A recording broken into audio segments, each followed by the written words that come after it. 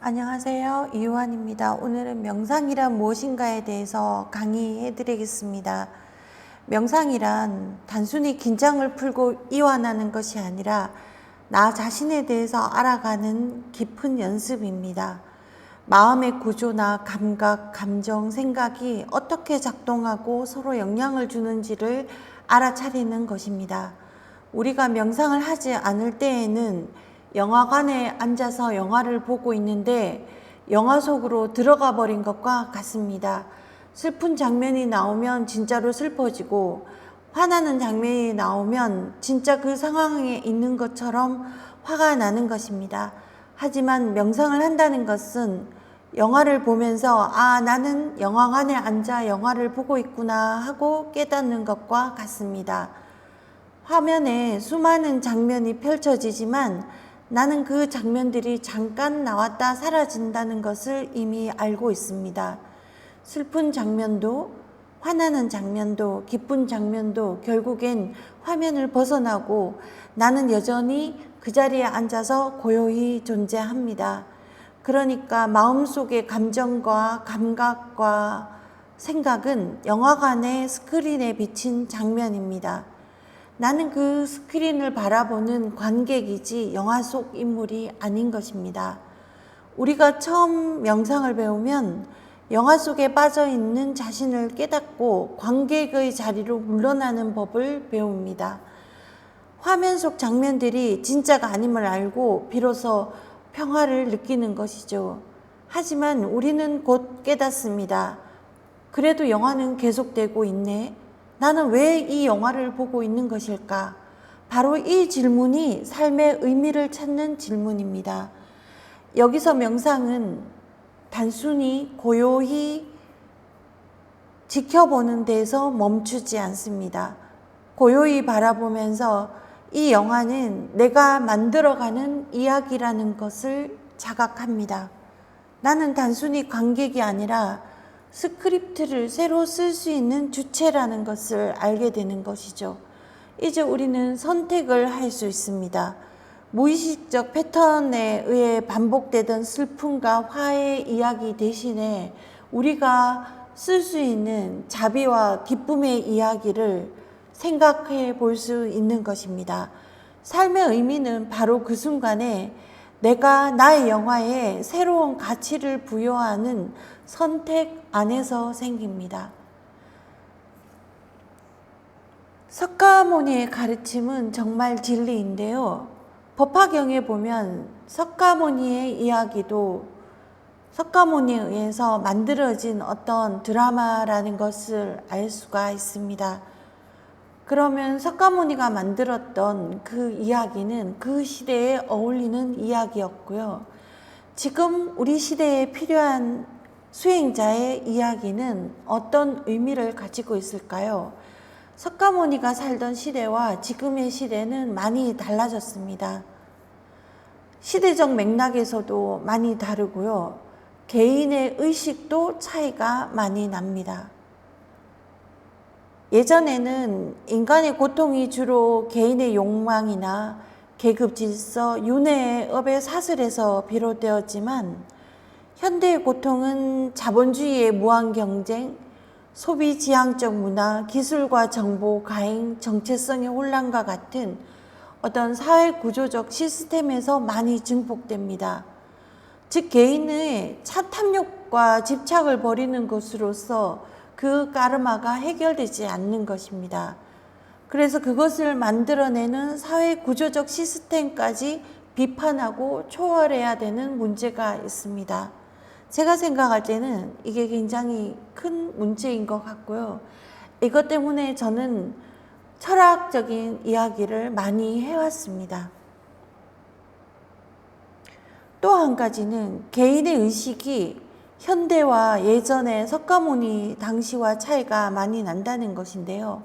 석가모니 당시의 사람들에게는 무아나 공사상이 굉장히 낯설고 처음 보는 개념이었습니다. 그래서 그 이야기를 듣는 것만으로도 굉장히 큰 충격이고 받아들이면 바로 깨달음을 얻을 수 있는데요.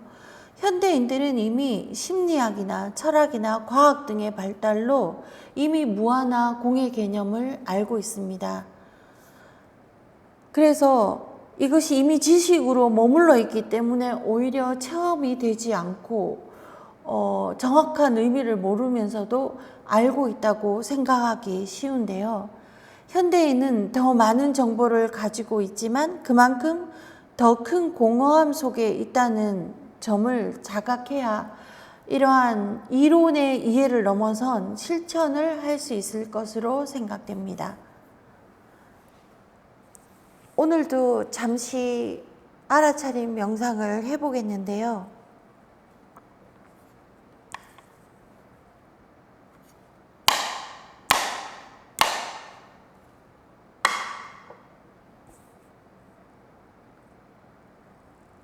지금 여기에 명상을 하면서 마음을 바라보는 알아차림 명상을 하겠습니다. 바라보는 자와 또 바라보는 대상이 되는 마음이 이중으로 계속 남아있는 명상 말고 그 알아차리는 자를 알아차리는 명상을 이어가야 합니다.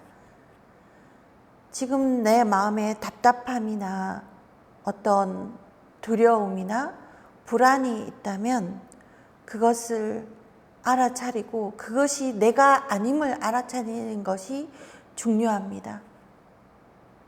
나는 지금 나의 이야기를 주체적으로 쓰고 있지 못하는 상태입니다. 왜냐하면 내가 주체적으로 쓴다면 자비와 기쁨의 이야기를 쓸 수 있는데요. 지금 나는 영화 속의 인물의 수행에 급급하고 나도 원하지 않는 화와 슬픔과 답답함과 불안을 느껴야 되는 상태입니다. 그래서 여기서 벗어나기 위해서 마치 영화관에 앉아서 영화를 관람하는 관객인 것처럼 나의 마음이 쓰는 이야기를 바라봅니다. 그리고 그것이 내가 아님을 알아차립니다.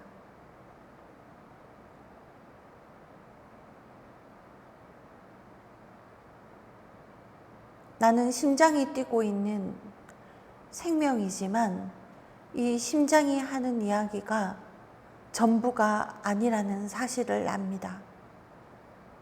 내가 기쁘고 슬프고 화나고 두렵고 하는 이 가슴 속에 있는 이 감정이 전부가 아니라는 것을 압니다. 하지만 이 감정이나 감각을 억압하지 않습니다. 지금 나의 인식 하에서는 이렇게밖에 감정이 흘러가지 않기 때문에 억압하지 않습니다. 하지만 내가 마음을 바라보고 알아차려 가면서 공부를 해 나가면 나의 인식과 상징적 세계가 넓어지면서 이해도와 통찰력이 늘어납니다. 나는 관객이면서 동시에 영화 속의 주인공으로서 새롭게 이 이야기를 내가 원하는 대로 써나갈 수 있습니다.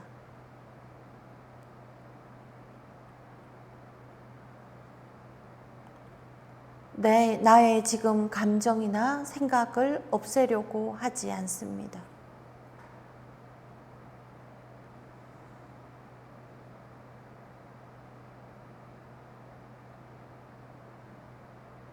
내가 고요히 이 영화를 바라보는 것이 이 영화를 멈추지 않습니다. 영화는 계속됩니다.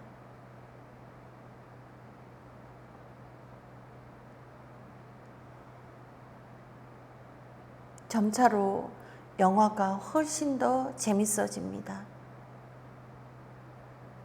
그리고 마침내 내가 영화관에 앉아서 영화를 바라보고 있는 관객이라는 사실조차도 잊어버리게 됩니다.